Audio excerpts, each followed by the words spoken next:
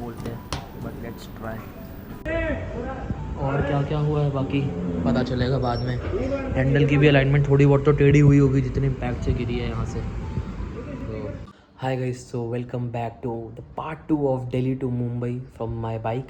And जिन लोगों ने पहला व्लॉग नहीं देखा है, पहला पार्ट नहीं देखा है, जो नए हैं चैनल पे, वेलकम। एंड पहला वीडियो का लिंक आपको यहाँ दिख रहा होगा, तो यहाँ पे तो मैं आप लोगों को रिकमेंड करूँगा पहला पार्ट देख के आओ। एंड जिन्होंने पहला पार्ट देख लिया उन लोगों को पता ही होगा कि मैं दिल्ली से निकला था मुंबई के लिए अकेले बाइक से, जो मैंने पहले दिन उदयपुर कवर करा था 750 कुछ किलोमीटर। एंड नेक्स्ट मॉर्निंग मैं निकला हूँ उदयपुर से मुंबई के लिए। बट जिसे कहते हैं ना, मेरी किस्मत में वो नहीं लिखा था। Good morning guys from Udaipur. बहुत ही अच्छा प्लीजेंट और ठंडा वेदर हो रहा है। सामने आपको फतेह सागर लेक दिख रहा है, बहुत ही खूबसूरत। एंड मैं आ गया हूँ पार्किंग में। मैं उठ गया था टाइम से, अब पार्किंग में आ गया हूँ। बाइक कोल्ड स्टार्ट करने वाले जाएंगे। मेरी बाइक के आगे स्कूटियाँ लगा दी हैं, बट कोई बात नहीं, पहले इसको स्कूटी को निकालेंगे, फिर बाइक निकालेंगे, फिर मारेंगे कोल्ड स्टार्ट बाइक को। एक दिल की बात आप लोगों से शेयर करूँगा, प्लीज़ पूरा सुनना एंड एंड तक देखना ब्लॉग को, मुझे अच्छा लगेगा। तो जब मैं दिल्ली से मुंबई की राइड शुरू कर रहा था ना, तब मेरे पास कोई नहीं था जो मेरे को सपोर्ट करे कि हाँ भाई you should go, you should do this adventure. बाकी मैं ये नहीं कहूँगा कि वो लोग गलत थे, दे मतलब वो अपनी तरफ से सही थे, क्योंकि मैं अकेला जा रहा था, मेरे साथ भी कोई नहीं था पीछे बैठने के लिए पिलियन में। एंड कोई और अदर राइडर भी नहीं था, जो कि सही भी है, क्योंकि आप बिल्कुल अकेले पड़ जाते हो, थोड़ा सा भी रिस्क होता है तो you have no one to help you out. आपको स्ट्रेंजर्स और अनजान लोगों से, लाइक रैंडम लोगों से हेल्प लेनी पड़ती है। तो मतलब आप लोगों ने मेरी पहले वाली सीरीज़ भी देखी होगी, मैं डाल दूंगा एंड में लिंक। दिल्ली टू नीति वैली मैंने पूरा बाइक से कवर करा था अकेले। तब मेरे साथ मेरा एक बाइक दोस्त था, पार्थ था मेरे साथ, जो उसने अपनी अलग से बाइक रेंट करी थी। पर वो रास्ता बहुत रिस्की था गाइस, मैंने लिटरली खाई के आसपास बाइक चलाई है। आप वो वाला व्लॉग देखोगे, मेरे पास अभी फ़ोन में क्लिप्स नहीं, वरना मैं डालता। इतनी गंदी गंदी जगह हमने, खतरनाक रास्तों पे हमने बाइकें चलाई हैं, water crossing and all. But जिसे कहते हैं ना किस्मत, एक छोटा सा रैंप जिसे कहते हैं, आप देख के कहोगे भाई यहाँ से कैसे किसी की बाइक डिसबैलेंस हो सकती है, वो मैंने करा। एंड अपने ऊपर इतना ज़्यादा गुस्सा आता है ना गाइस, क्योंकि मैंने बहुत ही, coming from a middle class family, मैंने बहुत ही शिद्दत से बाइक ख़रीदी थी। एंड बहुत ही ज़्यादा दिल से, मतलब मैंने इसमें बहुत पैसे जोड़ जोड़ के मैंने बहुत सारी सेविंग्स करी थी। एंड इसमें बहुत सारी मॉडिफिकेशंस करवाई थी, जो सब अनफॉर्चुनेटली ख़राब हो गई। बट पता नहीं भगवान क्या चाहता था, शायद भगवान चाहता था मैं इससे अच्छी बाइक लूँ आगे जाके, इंशाल्लाह लेंगे हम। तो बट ये था कुछ कि यार, जो वहाँ पे वडोदरा में हुआ ना, आप खुद पूरा व्लॉग देखो और आप समझ जाओगे कि क्या पूरा सब उलट पुलट हो गया। आप क्या प्लान करते हो क्या नहीं, पूरी ट्रिप एकदम अच्छी जा रही थी। अनफॉर्चुनेटली चीज़ें थोड़ी सी बिगड़ी, बट हमने मैनेज करा। एंड अभी हम मुंबई में, अच्छा खासा बाइक भी अभी हमारी टच वो ठीक हो गई है। मतलब थोड़ी बहुत चीज़ें डैमेज है जो वो नई लेनी पड़ेंगी, जो परमानेंट डैमेज हो गया वो तो अब हम कुछ नहीं कर सकते। तो लाइफ में आगे बढ़ना ही है एक मोटो। तो ज़्यादा टाइम वेस्ट नहीं करूँगा, व्लॉग को एंड तक देखना। एंड प्लीज़ व्लॉग को लाइक करके जाना एंड सब्सक्राइब ज़रूर कर देना, मुझे अच्छा लगेगा। आप लोगों की सपोर्ट की ज़रूरत है। इन्जॉय।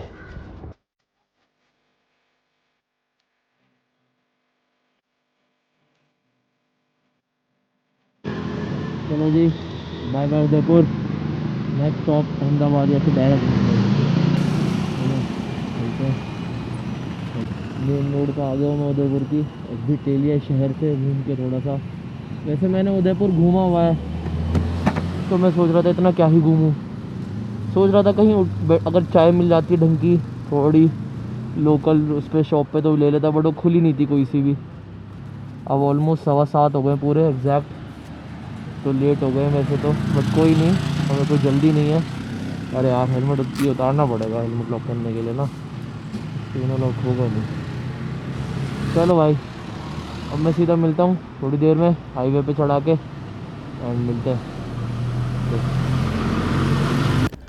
तो दोस्तों कहते हैं ना, सच में नज़र इज़ रियल। बट मैं अपने ऊपर इतना गर्व महसूस कर रहा था और इतना खुश था, क्योंकि रास्ता भी इतना अच्छा और स्मूथ था। एंड टच वुड इतनी अच्छी बाइक चला रहा था कि यार वाओ, मैंने अकेले दिल्ली से मुंबई करने वाला हूँ पूरा। बट कुछ और लिखा था भगवान ने, कोई बात नहीं। बट इसका मतलब ये नहीं कि मैं अपने रिस्क लेना और ये एडवेंचर करना बंद कर दूँगा। और भी ज़्यादा रिस्क और भी ज़्यादा एडवेंचर चलता रहेगा लाइफ में ऐसे ही। तो प्लीज़ वीडियो को लाइक मार दो यार, अभी तक लाइक नहीं मारा है। एंड बिना सब्सक्राइब करे देख रहे हो तो प्लीज़ सब्सक्राइब मार दो। एंड अभी आगे जाके देखो क्या बकचोदियाँ होती है मेरे साथ।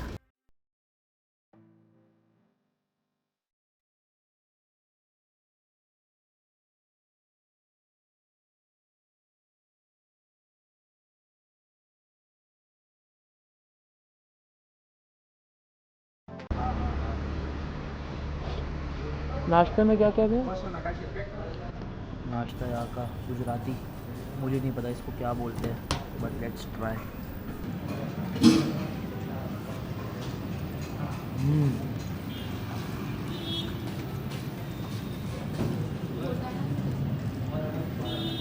क्या बोलते हैं इसको, क्या बोलते हैं?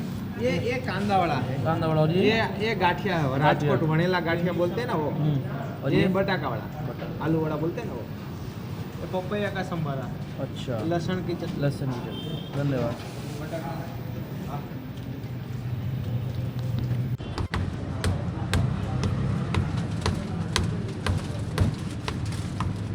ये वो गठिया बना रहे हो आप? ये गाठिया, वनेला गाठिया बना रहे हैं।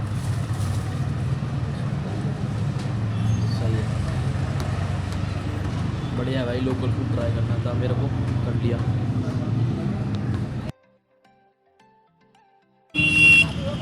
नहीं अभी कहाँ शादी होगी, आंटी गुजरी शादी हो गई।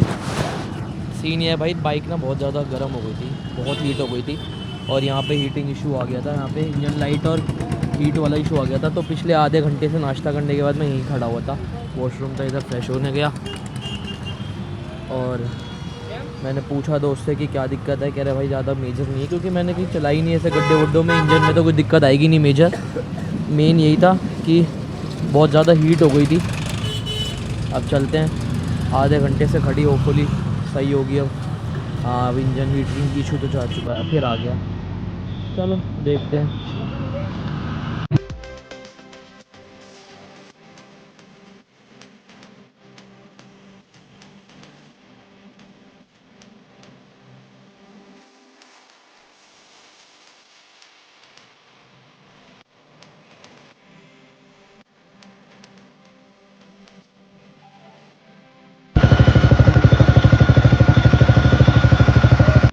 चलो यार, आधे घंटे से यहाँ बैठा हुआ था, इंजन ठंडा हो रहा था।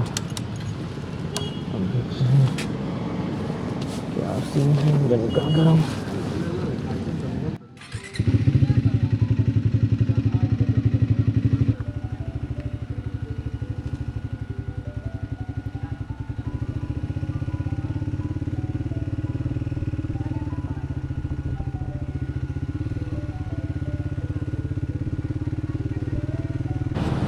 हम ट्रिप पे जाएं और कोई इशू ना हो, ऐसा हो सकता है भाई। मैं इस बाइक को वहाँ नीति वैली लेके गया था, कोई इशू नहीं आया था।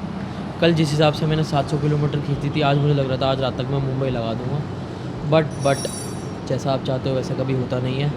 तो क्या हुआ कि पूरे दिन से अभी शाम के क्या टाइम हो गया, शाम के 5 बजने आ गए हैं। मैं अभी तक वडोदरा में ही हूँ। अराउंड 300 किलोमीटर चलाई है बस आज, क्योंकि 200 किलोमीटर चलाने के बाद इसमें हीटिंग इशू आ रहा था, जो मैंने दिखाया भी था। हाँ जी,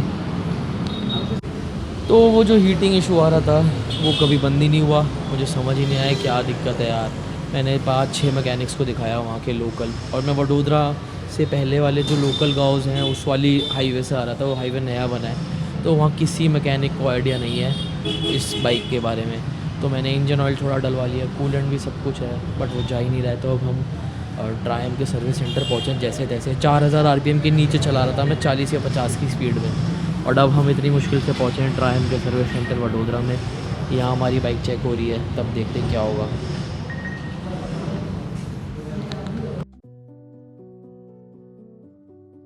यहाँ से चढ़ानी थी, राइट चली गई गलती से।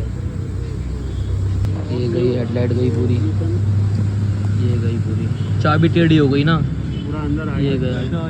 ये पहले ये सीधा होगा तब होगा, ब्रेक गया ये वाला।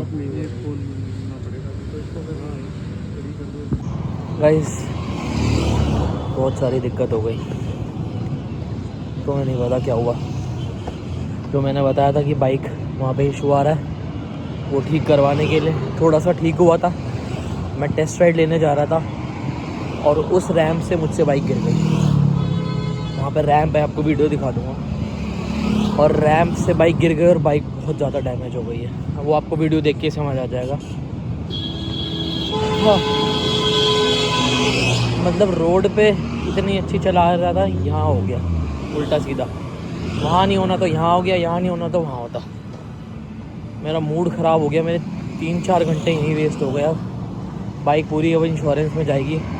गैस व्हाट, मेरा इंश्योरेंस क्लेम भी पूरा रिजेक्ट हो गया। सारा मेरी जेब से लगा, 15-20-25 हज़ार, मुझे याद भी नहीं कितने पैसे लग गए उस बाइक में। एंड इंश्योरेंस क्लेम मेरा क्यों रिजेक्ट हुआ वो काफ़ी लंबी कहानी है, तो वो फिर कभी आप लोगों से शेयर करूँगा। क्योंकि गिरी है, मैंने जो मॉडिफिकेशंस करवाई थी इतनी सारी अच्छी वो भी गई। हेडलाइट थी, हेडलाइट टूट गई, वो तो इंश्योरेंस में नहीं मिलेगी। बॉटल स्टैंड था वो टूट गया, जो 1000 रुपये का लगवाया था।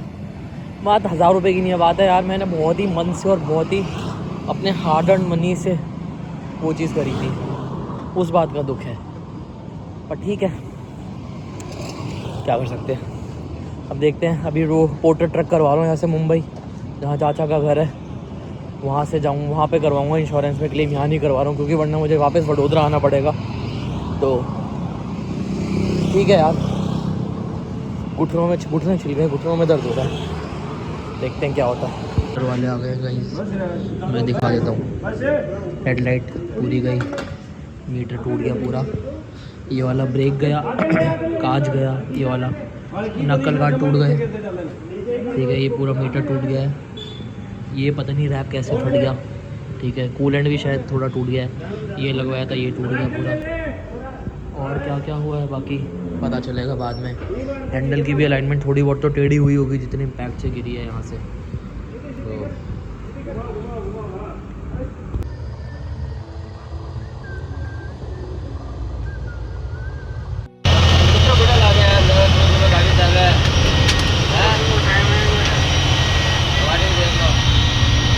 अच्छा, वो भी जगह ही है, हरिद्वार से पूना, अहमदाबाद।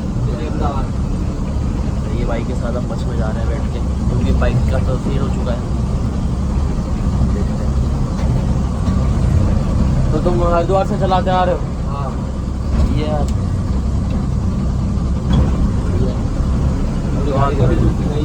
देखो बाइक दिखाता हूँ तुम्हें, बाइक ने पूरी बढ़िया एकदम।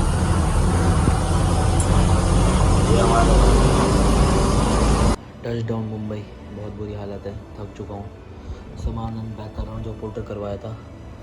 एंड बस यहाँ पर चाचा के घर पे रुका हुआ हूँ, नाश्ता करके सोऊंगा एंड मिलते हैं। So today I realized one thing and that hit me very hard, कि जब आपके पास जो चीज़ होती है एंड जो लोग होते हैं, जहाँ आप होते हो, उस चीज़ की आप कदर नहीं करते हो and you don't do those things that needs to be done. कुछ चीज़ें बोलते हैं ना, मेरे पापा हमेशा बोलते थे कि कुछ चीज़ें करनी पड़ती हैं। There are some things that you have to do anyhow, विधि का विधान जिसे कहते हैं। तो जब आप वो नहीं करते हो, उसके अगेंस्ट चलते हो, तो वक्त की लात पड़ती है बहुत गंदी, एंड वो लात मेरे को लगे ही जा रही है। मतलब मैंने माना मैं थोड़ा बकचोद लौंडा हूँ, थोड़ा फन हूँ, बकचोदिया करता हूँ, बट इंसान बुरा नहीं हूँ यार। कभी किसी का बुरी नीयत से किसी के लिए मैंने सोचा नहीं, कभी कुछ करा नहीं। एंड मैं इस आइडियोलॉजी में बिलीव नहीं करता कि आपके पुराने जन्म के पुराने कर्म आपको इस टाइम पे हिट कर रहे हैं। यार पुराने कर्म का मैं क्यों झेलूँ? What did I do wrong bro? मैंने क्या गलत किया ऐसा?